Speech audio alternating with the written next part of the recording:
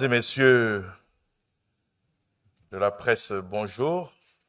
Mesdames et messieurs les internautes qui suivaient donc ce compte-rendu du Conseil des ministres, je voudrais également vous saluer et dire le bonheur que j'ai à vous retrouver après tant de semaines d'absence pour plusieurs raisons, essentiellement en raison de congés gouvernementaux, mais également de calendrier électoral.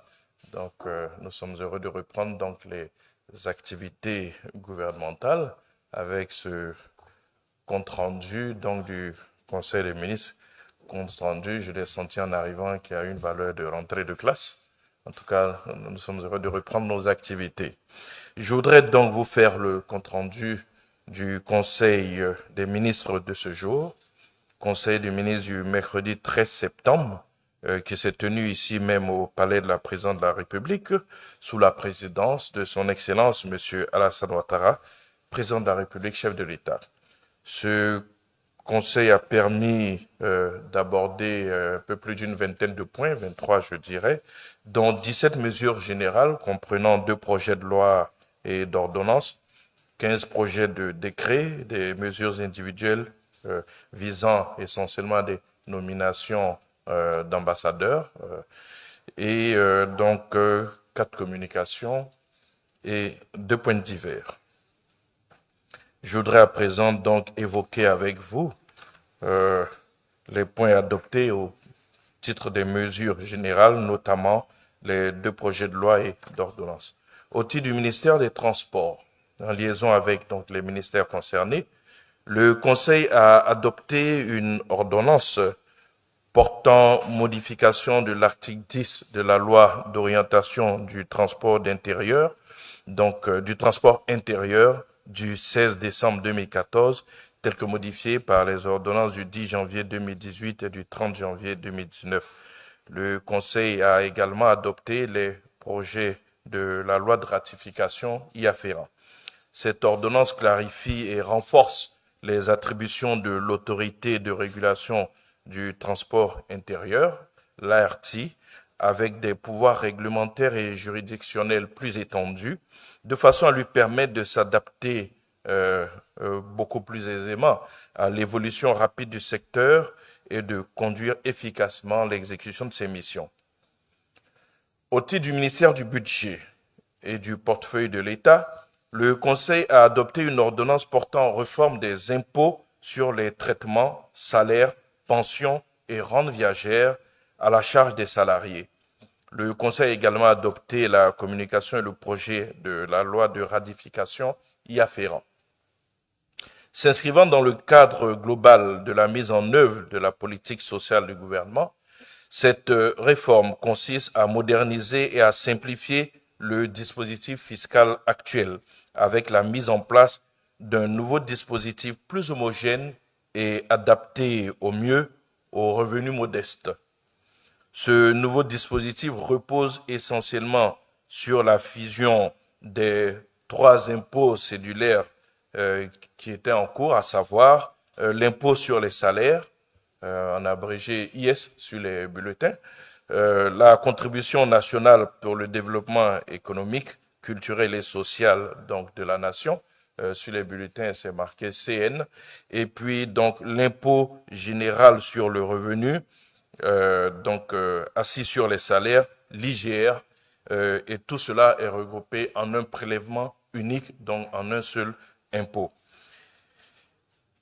S'y ajoute donc à cette réforme l'adoption d'une taxation progressive par tranche de salaire en lieu et place de la taxation mixte, l'institution d'un mécanisme de réduction d'impôts pour charges de famille en remplacement du quotient familial pour tenir compte de la situation matrimoniale du salarié et du nombre d'enfants en charge, et également la création d'une tranche d'imposition à taux nul pour les salaires mensuels inférieurs à 75 000 francs CFA, ce qui est une innovation majeure. Ainsi, plus de 90% des salariés verront leur traitement et salaire connaître une augmentation. En outre, il faut noter que la fraction exonérée des pensions de retraite et rentes viagères a été relevée de 300 000 à 320 000. Et l'impôt sur les pensions des personnes âgées de plus de 70 ans a été réduit afin d'alléger les charges donc des salariés à la retraite. Toujours dans le cadre des mesures générales, après donc ces lois et ordonnances, je voudrais maintenant évoquer avec vous les décrets qui ont été adoptés. Une quinzaine au total, comme je vous ai annoncé. Ainsi, au titre du ministère d'État, ministère des Affaires étrangères, de l'intégration africaine et de la diaspora, en liaison avec les ministères concernés, le Conseil a adopté 3 décrets. Le premier décret porte sur la ratification de l'accord de crédit d'un montant de 2 998 309 €, soit 1 966 761 776 francs, conclu le 19 mai 2023 entre l'Institut de crédit officiel, ICO, du Royaume d'Espagne et la République de Côte d'Ivoire pour le financement du projet de réhabilitation et d'installation de 67 stations hydrométriques et de 21 stations de pompage avec énergie solaire. Ce projet vise à équiper le pays d'un réseau d'outils hydrométriques et d'un système performant de collecte et de traitement des données des cours d'eau en vue de la maîtrise des ressources en eau de surface existant sur le territoire national et de leur utilisation rationnelle.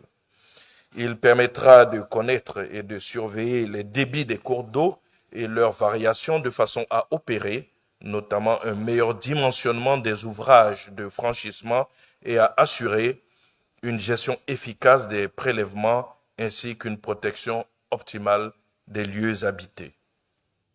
À terme, le projet permettra également d'améliorer les conditions d'approvisionnement en eau potable en milieu rural grâce à l'installation de pompes solaires prévues dans 21 villages. Le deuxième décret porte sur la ratification de l'accord de prêt d'un montant de 32 533 500 €, soit 21 340 577 060 francs, conclu le 22 juin 2023 entre la Banque africaine de développement, la BAD, et la République de Côte d'Ivoire pour le financement du programme d'appui aux réformes économiques et sociales, la phase 3 de ce programme, en abrégé PARES 3. Et ce financement permettra de consolider et de soutenir les acquis des 2 phases précédentes du PARES et plus spécifiquement d'accroître les ressources publiques en faveur des couches sociales vulnérables et de renforcer leur accessibilité aux infrastructures sociales de base. Le troisième décret, enfin, a été adopté et porte sur la ratification de l'accord de prêt d'un montant de 75 millions de dollars US, soit environ 43 500 millions de francs CFA, conclu le 10 juillet 2023 entre la Banque arabe pour le développement économique en Afrique, la BADEA donc, et la République de Côte d'Ivoire pour le financement du projet de construction de 7 500 logements économiques et sociaux en Côte d'Ivoire, dont 5 000 à Abidjan, 1 500 à Bouaké et 1 000 donc à Yamoussoukro. Ce projet vise à appuyer la mise en œuvre de l'un des piliers majeurs du PND 2021-2025, à savoir donc l'amélioration de l'habitat rural et urbain avec la réduction du déficit de logements dans les grandes villes. Le district autonome d'Abidjan, plus précisément donc dans les communes de Yopougon, il est prévu la construction de 1240 logements de type F3 et F4 répartis en 31 immeubles de type R+9, y compris la viabilisation primaire et secondaire de 10 hectares et un aménagement paysager de 4 000 m² d'espace vert sur les sites de Lokodjo et la cité policière 2. Au titre du ministère d'État, ministère de l'Agriculture et du Développement rural, en liaison avec le ministère de l'Économie et des Finances, le Conseil a adopté un décret instituant un système national de traçabilité du café-cacao conçu autour d'un système informatique d'enregistrement des opérations commerciales et d'un système d'étiquetage des sacs pour l'identification du producteur et de la zone de provenance des dits produits.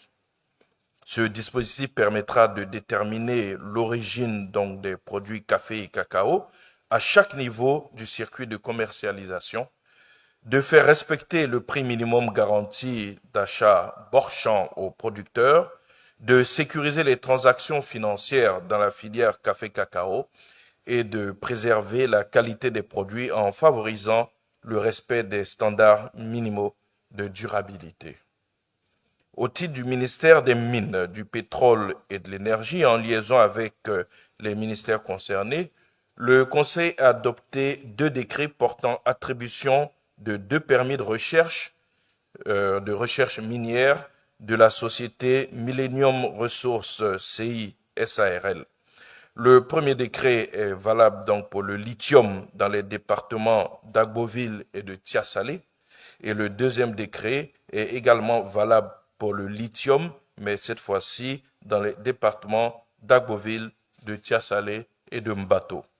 Ces permis de recherche seront délivrés pour une durée de validité de 4 ans, conformément aux conditions techniques et environnementales requises. Au titre du ministère de la Construction, du Logement et de l'Urbanisme, en liaison avec les ministères concernés, le Conseil a adopté un décret portant déclaration d'utilité publique des sites affectés à la réalisation de projets de production et de transport d'énergie électrique à Tabo, Kossou, Boaké, Adzopé, Abobo, Anyama, Yopougon, Songon, Bundiali, Tengrela, Kachola, Kong, Bondoukou, Touba, Laboa, Tongon, Ferkessé-Dougou, Odiné et Soubri. Les sites concernés dans les localités que je viens de vous citer sont transférés au domaine de l'État. Ils sont affectés à la réalisation de 13 projets de production et de transport d'électricité. Ces différents projets comprennent la construction de centrales solaires, de barrages hydroélectriques et ouvrages associés en vue de répondre durablement à la demande croissante en énergie électrique, notamment à l'intérieur du pays. Au titre du ministère du Commerce et de l'Industrie et de la promotion donc des PME, en liaison avec les ministères concernés, le Conseil a adopté un décret portant suspension de l'exportation de la ferraille, des sous-produits ferreux, de la fonte, des déchets et débris d'aluminium. Depuis 2018, l'industrie métallurgique connaît en Côte d'Ivoire un essor fulgurant, favorisé par l'installation de plusieurs unités de transformation de la ferraille, des sous-produits ferreux, de la fonte et des déchets ainsi que des débris d'aluminium. De 2 unités de transformation en 2018, notre pays compte à ce jour 4 unités industrielles de transformation de ferraille en activité et une 5e est en cours de construction. Nous avons également 2 unités spécialisées dans le traitement de l'aluminium ainsi que 2 fonderies de fabrication de pièces de rechange en fonte pour les machines agricoles. Ainsi, la capacité nationale d'absorption annuelle de ferraille, y compris la fonte et l'aluminium, est projetée à environ 600 000 tonnes pour les années à venir. Ce décret intervient en vue d'assurer l'approvisionnement des différentes unités de transformation locales en lien avec le développement de l'industrie métallurgique nationale. À cet effet, il suspend pour une période de 10 ans l'exportation de la ferraille, des sous-produits ferreux, de la fonte et des déchets et débris d'aluminium. Le décret prévoit également, dans la dynamique de modernisation et de développement de la filière, un organe de régulation et un mécanisme d'appui aux différents acteurs.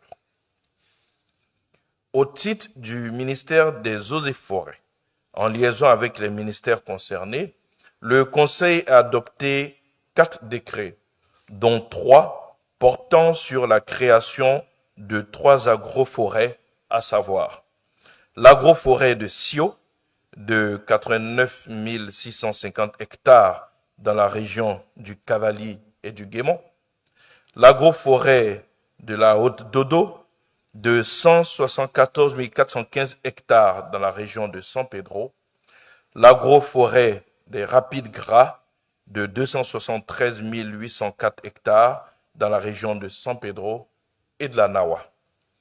Conformément à notre politique de préservation, de réhabilitation et d'extension des forêts, ce statut permettra à ces forêts classées, dont le taux de dégradation oscille entre 90 et 95%, de se régénérer, de réhabiliter le couvert forestier dans leur périmètre de localisation, tout en maintenant la production agricole par la pratique de l'agroforesterie. Le 4e décret adopté porte quant à lui sur la création de la réserve naturelle du Cavali dans la région administrative du Cavali, notamment et plus précisément dans le département de Taï. Dans la même dynamique que les 3 décrets précédents, ce dernier décret concourt à l'atteinte de l'objectif de reconstitution du couvert forestier national à hauteur de 20% à l'échelle du territoire national, notamment à l'horizon 2030. Tel est l'objectif de temps que nous nous sommes fixés. Il érige à cet effet la forêt classée de Cavali, encore en état de bonne conservation, en une réserve naturelle dénommée Réserve naturelle du Cavali, en vue de garantir une protection accrue de ce massif forestier contre les menaces anthropiques pressantes. Au titre du ministère de l'Enseignement supérieur et de la Recherche scientifique, en liaison avec les ministères concernés, le Conseil a adopté un décret portant création, attribution, organisation et fonctionnement de l'Agence nationale d'assurance qualité de l'enseignement supérieur et de la recherche, en abrégé ANAQSR. Et l'ANAQSR est un établissement public administratif à caractère scientifique et technologique, les EPAS comme nous les appelons, chargé notamment de conduire des évaluations périodiques et d'exercer un contrôle permanent sur le respect des normes et des référentiels d'assurance qualité dans les institutions de l'enseignement supérieur et de la recherche.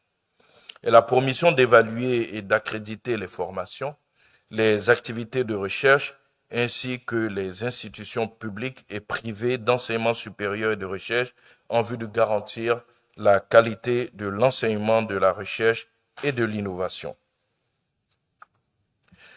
Au titre du ministère de l'Environnement et du Développement durable, en liaison avec les ministères concernés, le Conseil a adopté 2 décrets, à savoir un décret portant approbation du plan d'aménagement et de gestion intégrale du littoral, en abrégé le PAGIL, et un décret déterminant les modalités de mise en œuvre des instruments de protection définis à l'article 6 de la loi du 2 juin 2017 relative à l'aménagement, à la protection et à la gestion intégrée du littoral. Ces 2 décrets concourent à lutter durablement contre l'exploitation anarchique et la surexploitation de notre littoral, à l'origine de la pollution et de la dégradation des écosystèmes dans la zone côtière. Il détermine les orientations de base, précise les instruments et les modalités de mise en œuvre ainsi que les structures administratives opérationnelles en matière de protection et de développement durable du littoral, en tenant compte des mutations sociales, économiques et naturelles intervenues dans la zone côtière. Je voudrais à présent, mesdames et messieurs, aborder avec vous les mesures individuelles qui, comme je vous l'ai indiqué, portent essentiellement sur des nominations d'ambassadeurs, je dirais plutôt sur l'extension donc du périmètre d'intervention de certains ambassadeurs. Ainsi, le Conseil, au titre du ministère d'État, ministère des Affaires étrangères, de l'intégration africaine et de la diaspora, a adopté 3 décrets portant nomination de 3 ambassadeurs extraordinaires et plénipotentiaires de la République de Côte d'Ivoire auprès de 2 pays africains et un pays d'Amérique centrale. Ainsi, sont nommés M. Lee Djerou Robert, notre ambassadeur au Mexique. Il est nommé en qualité d'ambassadeur extraordinaire et plénipotentiaire de la République de Côte d'Ivoire près la République du Salvador, avec résidence à Mexico, aux États-Unis du Mexique. Monsieur Maes Enyo, notre ambassadeur en Éthiopie, est nommé à la fois en qualité d'ambassadeur extraordinaire et plénipotentiaire de la République de Côte d'Ivoire près la République de Djibouti, avec résidence à Addis Abeba, et près la République d'Ouganda, avec résidence, bien entendu, à Addis Abeba. Après donc ces nominations au titre donc du ministère d'État, ministère des Affaires étrangères, de l'intégration africaine et de la diaspora, je vais évoquer à présent avec vous, mesdames et messieurs, les communications qui ont été adoptées par ce Conseil, et nous en avons 4. Ainsi, au titre du ministère d'État, ministère des Affaires étrangères, de l'intégration africaine et de la diaspora, en liaison avec les ministères concernés, le Conseil a adopté 2 communications relatives à l'invitation adressée à la Côte d'Ivoire en vue de l'acceptation des amendements de 2 accords internationaux. Une communication relative aux amendements de l'accord international de 2010 sur le cacao, l'AICI, et une communication relative aux amendements de l'accord international de 1992 sur le sucre, l'AIS. Face aux défis actuels de l'économie cacaoyère mondiale, le Conseil international du cacao, lors de sa session ordinaire tenue du 27 au 29 septembre 2022 à Londres, a proposé des amendements à l'accord international de 2010 sur le cacao. L'accord modifié introduit notamment un objectif clé, à savoir la réalisation d'un revenu vital pour les producteurs de cacao et une référence à des prix rémunérateurs pour atteindre la durabilité économique. Il prévoit en outre un appui à la recherche et à l'innovation dans la chaîne de valeur du cacao. Par ailleurs, lors de sa 59e session ordinaire tenue le 26 novembre 2021, le Conseil international du sucre a procédé à des amendements de l'accord international de 1992 sur le sucre afin de répondre aux exigences nouvelles qu'impose la filière du sucre. Cet accord modifié apporte des aménagements. Cet accord modifié apporte des aménagements aux aspects institutionnels de l'organisation, notamment au fonctionnement des différents organes. Au regard des perspectives économiques qu'offrent ces 2 accords modifiés en termes de capitalisation de l'expérience des autres États membres et de durabilité de l'économie cacaoyère et sucrière nationale, le Conseil a approuvé les différents amendements et a instruit le ministre des Affaires étrangères à l'effet de prendre les mesures idoines pour leur acceptation. Au titre du ministère de l'Intérieur et de la Sécurité, le Conseil a adopté une communication relative au point des élections locales.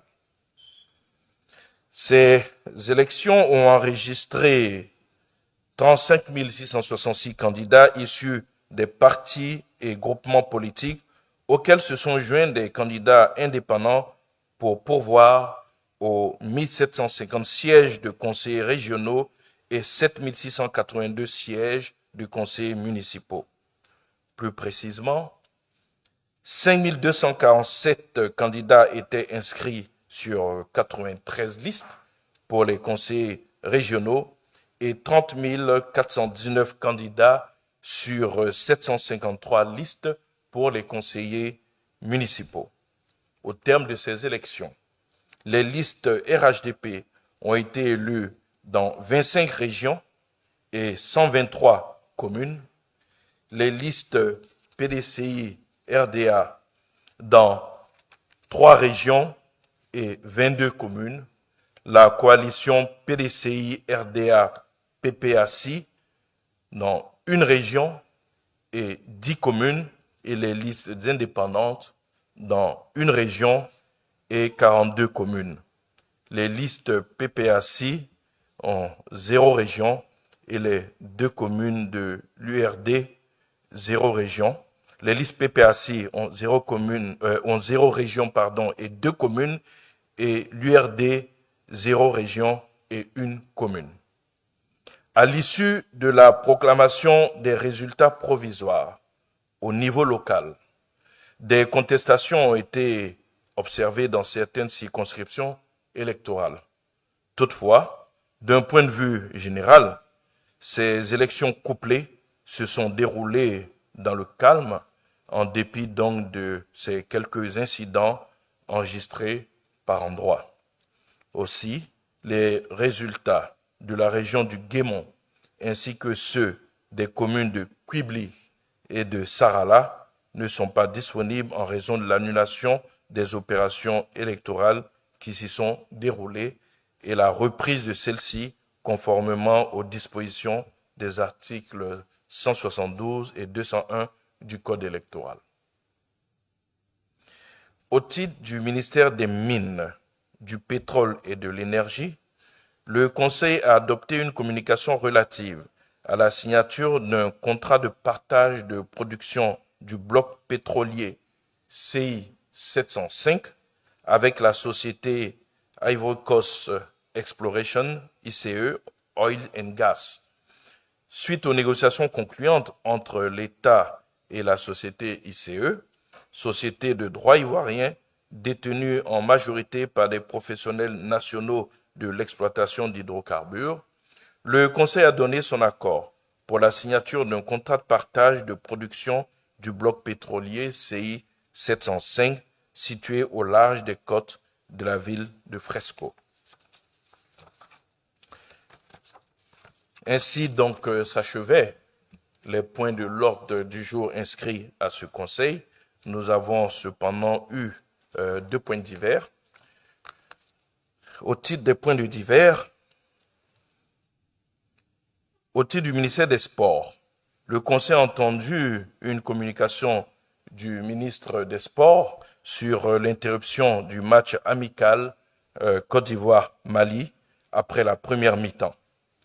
Dans le cadre de l'évaluation des stades construits pour abriter la prochaine Coupe d'Afrique des Nations, qui aura lieu dans notre pays en janvier 2024, la CAF a autorisé donc la tenue de certains matchs dans ces 10 stades, après bien sûr leur homologation par ses services. Ainsi, nous avons vu que des matchs tests afin d'éprouver les installations ont eu lieu à Yamoussoukro, à Bouaké et à San Pedro. C'est dans ce cadre qu'un match a été organisé hier, donc 12 septembre, au stade Alassane Ouattara d'Ebimpe. Ces tests grandeur nature permettent donc d'évaluer toutes les infrastructures et dans le cadre du test d'hier du stade Alassane Ouattara, un problème essentiel a été identifié. Il s'agit de celui de l'accès et de la sécurité des 60 000 spectateurs dont les techniciens pensent qu'il sera résolu avec l'achèvement des voies d'accès en construction pour donc accéder à ce stade-là. Cependant, la survenue d'une pluie orageuse exceptionnelle et non prévisible a entraîné l'arrêt du match tel que prévu par les règlements donc de la FIFA. Il faut noter que les installations de ce stade qui ont été homologuées par la CAF, qui a autorisé donc la tenue de ce match, ne sont pas à ce stade mises en cause.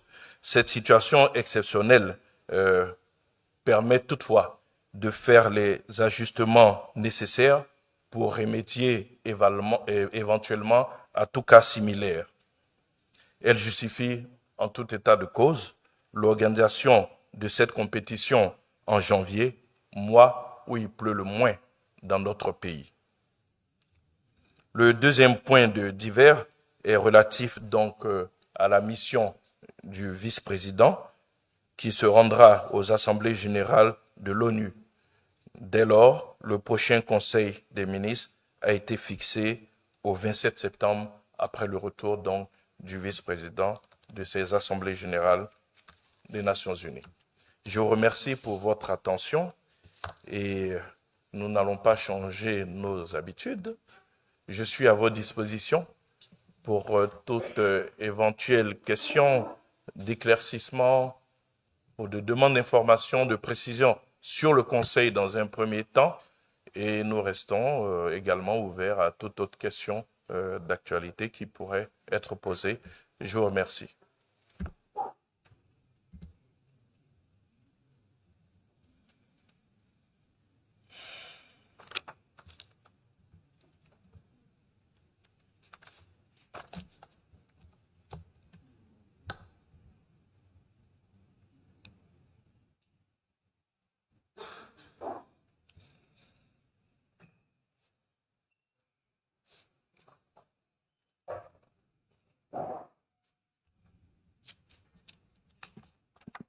Bonjour, Monsieur le ministre. Jules Eugène Da, RTCI.info. Vous venez de faire le point des élections régionales couplées, municipales et des conseils régionaux. Oui, on a noté que le RHDP a fait une razzia.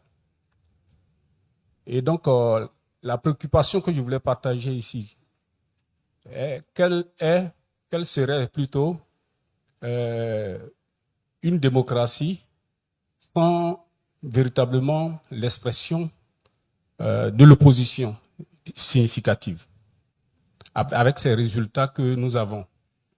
Merci, Monsieur le ministre.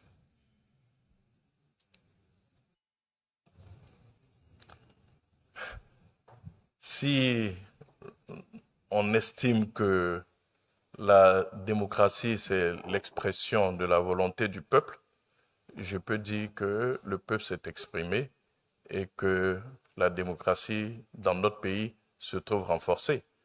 Il y a une lecture qui est très simple. Personne ne peut nier, aujourd'hui en tout cas, les progrès qui ont été obtenus dans notre pays. Il ne s'agit pas de rester à Abidjan. Allez dans nos contrées et vous allez voir que tous les Ivoiriens aujourd'hui ont soif de développement.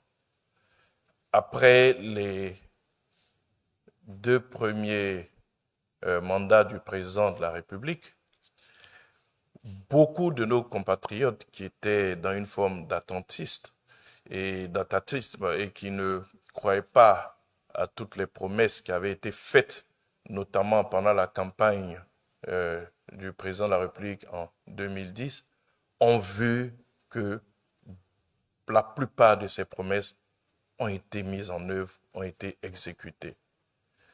Dans la plupart de nos contrées aujourd'hui, dans nos régions notamment, nous avons quasiment atteint les 100% en termes d'électrification. Je prends la région du Hambol, aujourd'hui elle est à 100% en termes donc d'électrification. Et c'est tout le pays qui est en mouvement. Vous prenez au niveau des infrastructures routières, il en est de même, que ce soit au niveau de la fourniture d'eau potable, avec le programme qui est mis en œuvre actuellement, notamment avec cette politique d'utilisation des eaux de surface, nous sommes en train d'apporter de l'eau potable à tous nos concitoyens. Vous ajoutez là à cela les infrastructures scolaires, avec notamment la construction donc, de collèges de proximité, ou les infrastructures sanitaires, avec cette volonté de faire en sorte qu'aucun Ivoirien ne parcourt plus de 5 km avant de rencontrer une infrastructure sanitaire de premier contact. Mais ce sont des choses que nos populations vivent et nous pouvons estimer que les résultats de ces élections, si nous tenons compte du fait que ces collectivités sont des agents de développement local, le résultat de ces élections vient confirmer la volonté de nos populations d'aller vers le développement. Et en cela, le président de la République, son Excellence Alassane Ouattara, est celui qui leur apporte le développement. Les populations se sont exprimées par voie démocratique. Le jour où elles vont estimer que le pouvoir en place ne peut plus leur apporter ce qu'elles attendent en termes de développement, eh bien peut-être qu'elles le sanctionneront. Mais pour le moment, nous ne pouvons que nous féliciter de ces résultats qui montrent d'une certaine façon la consolidation de notre démocratie, puisque le peuple s'est librement exprimé à travers ces élections-là. Je n'ai pas d'autres commentaires à faire parce que c'est le peuple qui s'exprime, le peuple s'est exprimé, donc voilà. Bien entendu, connaissant la volonté, plutôt la vision du président, il s'est toujours tenu compte des minorités. Il n'y a pas de raison que parce que la démocratie soit en quelque sorte l'expression de la voix de la majorité, que les minorités soient écrasées. Elles auront toujours leur espace d'expression. Et c'est d'ailleurs ce qui se passe dans le cadre de cette campagne. Elles ont eu leur espace d'expression. C'était à elles d'aller convaincre les populations qu'elles peuvent faire mieux que ce qui est en train d'être fait actuellement. Apparemment, les populations ne les ont pas suivies.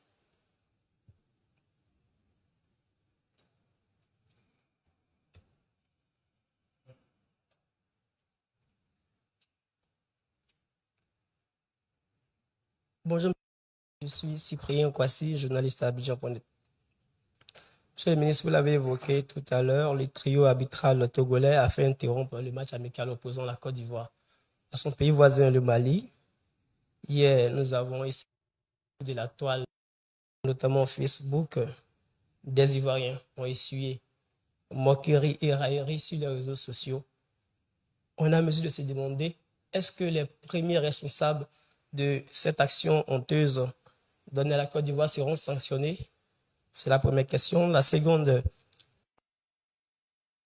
à 122 jours de la CAN organisée en Côte d'Ivoire. Au demeurant, monsieur le ministre, avec ce que nous avons vu hier à Ebimpe, est-ce que des travaux supplémentaires seront faits pour mettre la pelouse en état, sachant que la Côte d'Ivoire a déboursé déjà 20 milliards pour réhabiliter cette pelouse? Merci. Premièrement, je le répète ici assez régulièrement, je ne m'informe pas sur les réseaux sociaux, qui sont les lieux d'expression d'émotions et où, malheureusement, tout le monde est expert. Parler de prendre sanction, je ne sais pas comment vous sanctionnez le ciel. Il a décidé de pleuvoir, une pluie exceptionnelle. Je ne vois pas en quoi, pour un événement naturel, il y aurait des sanctions à prendre. Vous devez savoir que quand des ouvrages sont construits, que ce soit des routes, que ce soit des ponts ou bien alors des infrastructures de ce genre, il y a une évaluation qui est faite sur les phénomènes météorologiques qui ont eu lieu et selon donc l'ouvrage que l'on veut faire, cette évaluation peut être décennale, c'est-à-dire on regarde sur les 10 années précédentes quel type donc d'intempéries il y a eu. Et dans le cas des ponts, par exemple, cette évaluation peut aller jusqu'à 100 ans avant pour savoir quel est le niveau maximum de pluie qu'il y a eu. Mais quand vous avez fini de faire votre évaluation à 100 ans, par exemple, pour ce qui est des ponts, et qu'en raison du dérèglement climatique que nous vivons, une pluie exceptionnelle arrive, comme il n'en est jamais arrivé 100 ans avant, mais vos ouvrages sont dépassés. Dans le cadre de cette pluie, nous sommes tous à Abidjan. Nous avons vécu cette pluie orageuse qui a provoqué donc le dépassement des équipements qui avaient été mis en place. Et la pluie ne s'est pas arrêtée. Elle a continué. Donc à partir de ce moment, qui voulez-vous qu'on sanctionne? C'est exactement la même chose qui se passe sur les réseaux sociaux. Dès qu'il y a une pluie et qu'une infrastructure routière se trouve dégradée, Ouais, on parle de goudron, biscuits, etc. Mais partout, quand il pleut, les infrastructures sont dégradées. Aujourd'hui, nous vivons en Libye une inondation parce que dans cette région, je dirais désertique, ils n'ont jamais connu de pluie pareille depuis au moins une soixantaine, une centaine d'années. C'est près de 3000 morts que nous avons. Qui on va les sanctionner là-bas? Quelle infrastructure pouvait prévoir donc, je dirais, ce phénomène-là? Alors donc, je pense qu'il faut arrêter un peu. Je sais que les populations sont friands de sacrifices et qu'ils espèrent qu'on coupe des têtes, mais là, il s'agit d'intempéries. C'est une pluie que nous tous, nous avons vécue. Et en tout cas, pour ce qui concerne le porte-parole que je suis, je regarde les événements, je vois une pluie qui n'a pas été prévue, que l'on n'a pas, pour lesquelles les installations qui ont été créées n'étaient pas prévues, mais c'est une chance, justement, que cela soit arrivé. Une réunion a eu lieu ce matin à la primature et devant le cadre de cette pluie exceptionnelle, à partir du moment où les experts sont tous là, puisque la CAF est là, pour évaluer ces installations, les correctifs seront apportés afin de tenir compte de cette pluie qui est exceptionnelle. De sorte que, je l'ai dit, dans les cas futurs, si dans 10 ans, 15 ans, on avait une pluie du genre, que les installations prévues donc, puissent supporter cela. Et je dis que nous avons eu raison, la CAF a eu raison de mettre la compétition en janvier, mois où il pleut le moins dans notre pays. Donc voilà ce que je puis dire. Des instructions ont été données. Les experts, dès cet après-midi, iront évaluer et puis ils verront exactement ce qu'il faut au cas où on a une pluie de ce niveau-là. Les services de la météorologie vont évaluer pour voir combien de millimètres de pluie il est tombé en cette soirée-là, en quelques heures, et à partir de ce moment, ils verront comment dimensionner les ouvrages.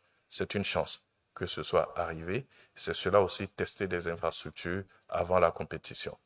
Donc, remercions que ce soit arrivé, parce qu'imaginez ce que ça aurait été si ce n'était pas arrivé pendant la période test et que ça arrivait pendant la compétition. Mais bon, on croise les doigts, on sera en janvier, et en janvier, en général, c'est d'harmattan. Il ne pleut pas en harmattan, sauf à Abidjan, parfois de façon exceptionnelle aussi.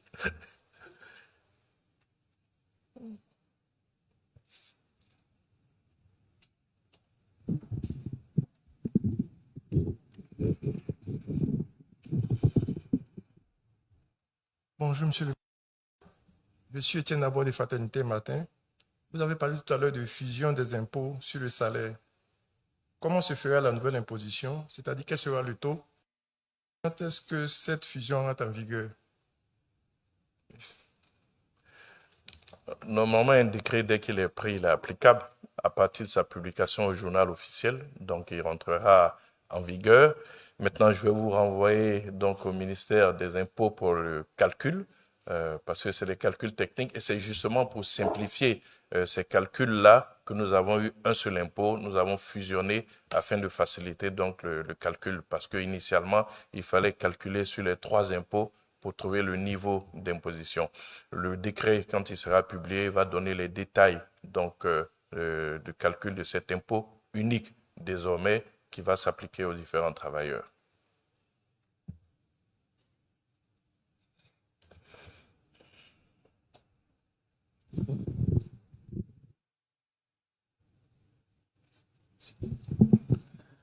Bonjour, Monsieur le ministre, Pierre Dippo-Merlin de NCI. Vous avez indiqué que la ferraille est interdite d'exportation sur 10 ans pour alimenter les usines locales. Alors, ce que je voulais savoir, est-ce que ces usines n'ont pas d'autres sources d'approvisionnement? Ces usines comptent-elles uniquement sur le fer usé? Et est-ce qu'on peut quantifier la production de fer usé à l'état actuel? Et est-ce qu'il y a quelque part, ma question c'est de savoir, est-ce qu'il y a quelque part une production de fer autre que le fer usé? Notre pays a quelques industries extractives. En ce qui concerne le fer, on n'a pas encore mis en œuvre l'extraction du mont Claudio, Mais sinon, il existe potentiellement donc d'autres sources d'approvisionnement, donc notamment dans l'Ouest avec le mont Claudio, et nous produisons aussi de la bauxite donc dans certaines régions de notre pays qui rentrent dans la fabrication de l'aluminium.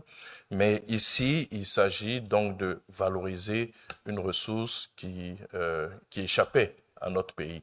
C'est des ressources locales et le simple fait de les laisser sortir, c'était une perte donc en quelque sorte pour notre pays et pour notre industrie. Si nous avons la capacité de capitaliser sur ce matériel et que notre industrie locale a une capacité d'absorption, je ne vois pas pourquoi est-ce que nous nous en priverons. Donc, bien entendu, il y a des possibilités d'importation donc de minerais, de matières premières, mais ce matériau peut également donc être utilisé et permet de dynamiser notre industrie métallurgique locale.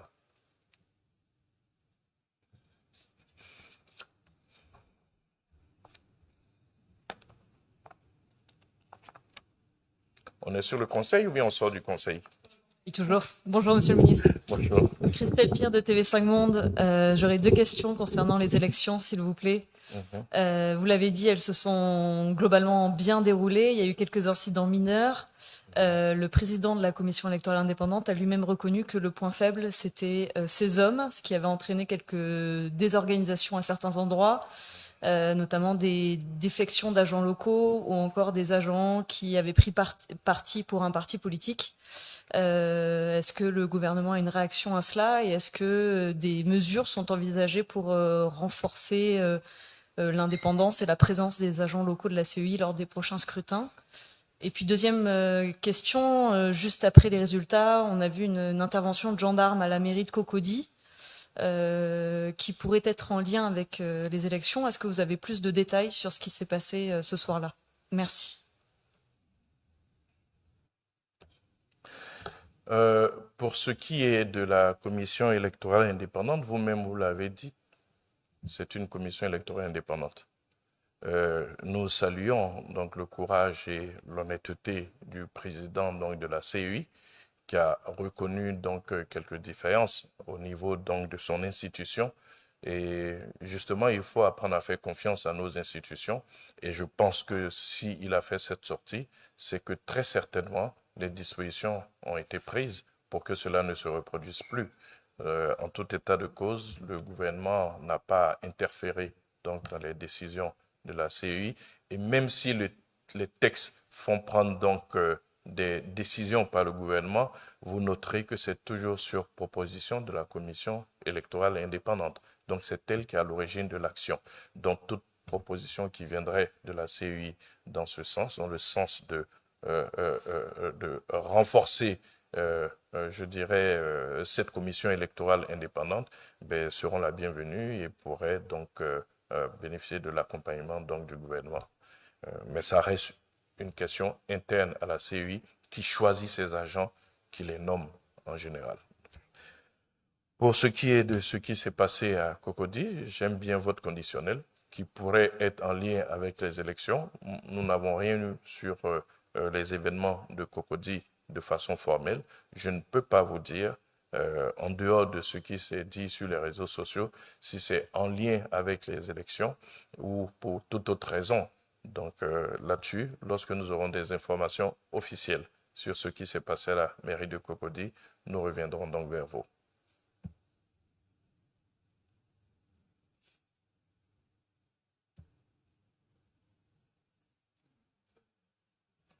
Mais il n'y a plus de questions sur le conseil. Je suis prêt à prendre des questions sur les autres thématiques, s'il y en avait.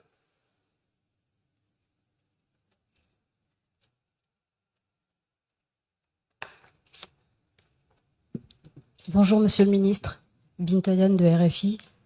Une question sur la sous-région. Il y a un mois, le président annonçait que la Côte d'Ivoire était prête à appuyer les actions de la CEDEAO concernant la crise qui se joue aujourd'hui au Niger et qu'un bataillon était en cours de préparation. Où est-ce qu'on en est aujourd'hui, un mois plus tard? Est-ce que c'est toujours d'actualité? Merci beaucoup.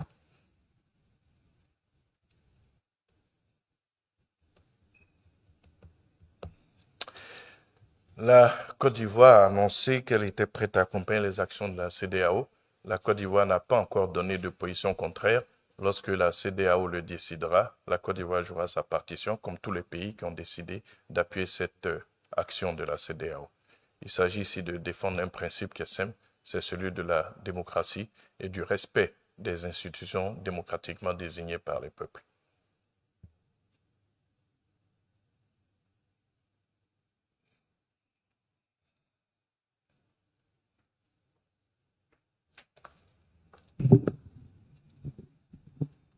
Bonsoir, Monsieur le ministre. Je suis Paul Kouakou du quotidien Le Mandat.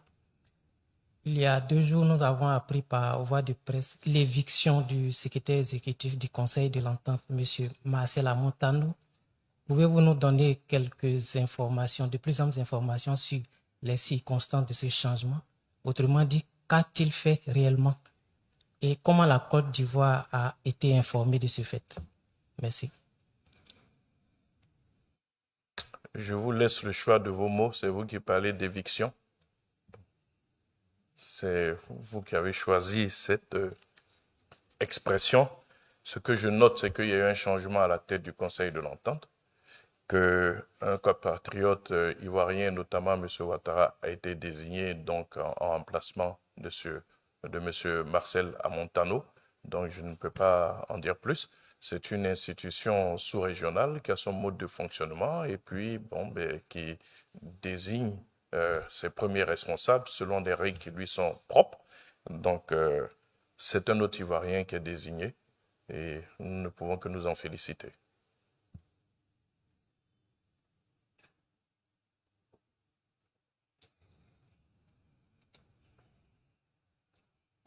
Bonjour, Monsieur le ministre. Je suis Fulbert Yao de Anadolu Agence et de l'Info Express. Relativement à la crise au Niger, sur la CEDEAO, les informations venant du Niger disent que la Côte d'Ivoire aurait positionné, et le Bénin aurait positionné des troupes, des hommes armés à quelques encablures du Niger. Vrai ou faux, Monsieur le ministre? Parce que ça circule, la presse nigérienne en fait un écho. Nous aimerions quand même avoir l'avis du gouvernement ivoirien. Une fois de plus, je vais vous dire que les informations, nous ne les prenons pas sur les réseaux sociaux.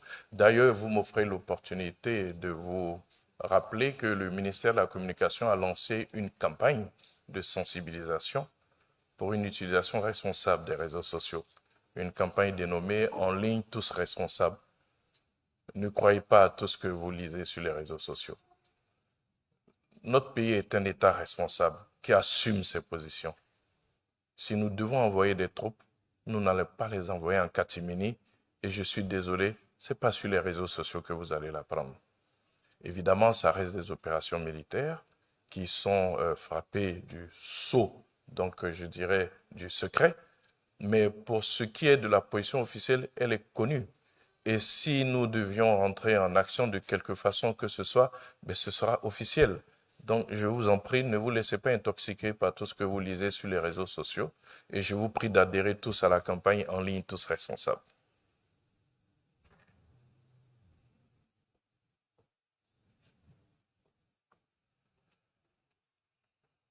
Monsieur le ministre, Jules Legenda encore pour artici.info. Cette fois-ci, Monsieur le ministre, je voulais encore aborder la question de la flambée des produits de première nécessité sur le marché, notamment le riz. Il y a l'Office national pour le développement du riz qui a été créé. Et depuis pratiquement 10 ans, c'est-à-dire le 28 mai 2014, les institutions ont été installées, les organes ont été installés. Quel bilan on peut faire aujourd'hui, après pratiquement 10 ans de leur présence, vu que le riz toujours est le souci pour les Ivoiriens? Merci. Puisqu'il a un budget, on ne sait pas combien ça fait le budget chaque année, qu'est-ce que cela sert? Cet argent sert à quoi concrètement, Monsieur le ministre?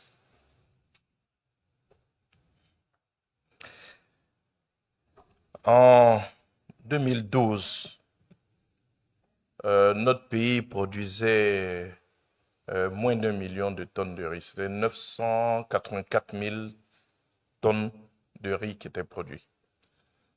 En 2015, nous sommes passés à 1 400 000 tonnes. Mais ce qu'il faut savoir, c'est que nous consommons globalement environ 2 millions de tonnes de riz. Et la production annuelle, aujourd'hui, a une moyenne de 1 200 000 tonnes. Ça veut dire que globalement, il y a toujours 800 000 tonnes qui sont importées. Ce qu'il faut savoir, c'est que le pays poursuit sa politique de développement du riz. Et si nous avons atteint aujourd'hui plus d'1 million de tonnes avec une moyenne de 1 200 000 tonnes, c'est bien parce que cette politique de développement de la culture du riz est un succès.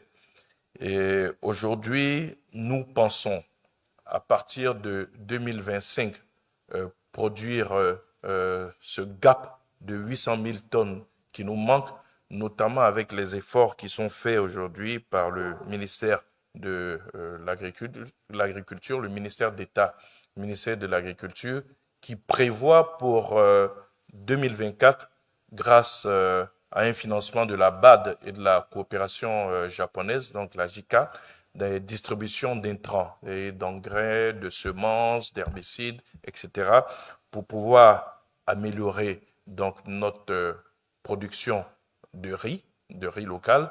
Mais il y a aussi dans cette politique l'aménagement donc de bassins, de zones irriguées, qui va venir s'ajouter à la production que nous avons, et avec la combinaison de ces deux actions, donc la fourniture d'intrants grâce à un financement de la BAD et de la JICA et l'aménagement donc des bassins, nous pensons donc à l'horizon 2025-2026, nous pourrons atteindre cette pleine production donc nationale du riz et couvrir nos besoins qui sont d'environ 2 millions de tonnes.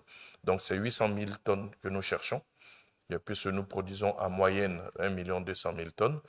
Donc c'est bien la preuve que notre politique en termes de développement du riz est en train d'être un succès.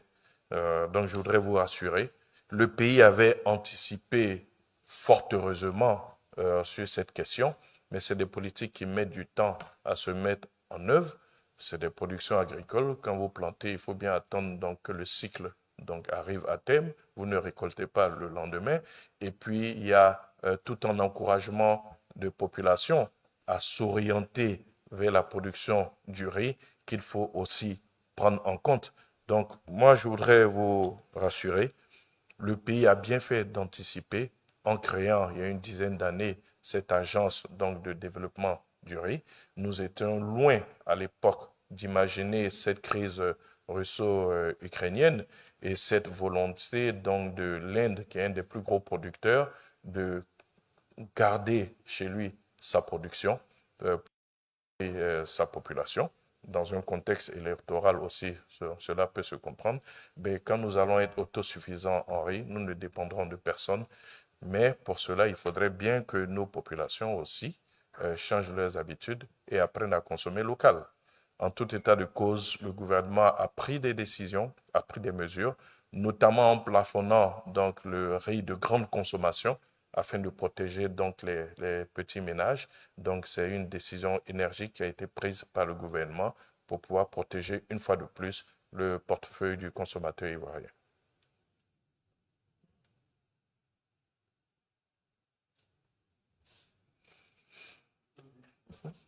Bien, c'est bien que nous terminons sur le riz. Je ne peux que vous souhaiter bon appétit. Et à la prochaine réunion donc, du Conseil le 27, je vous remercie.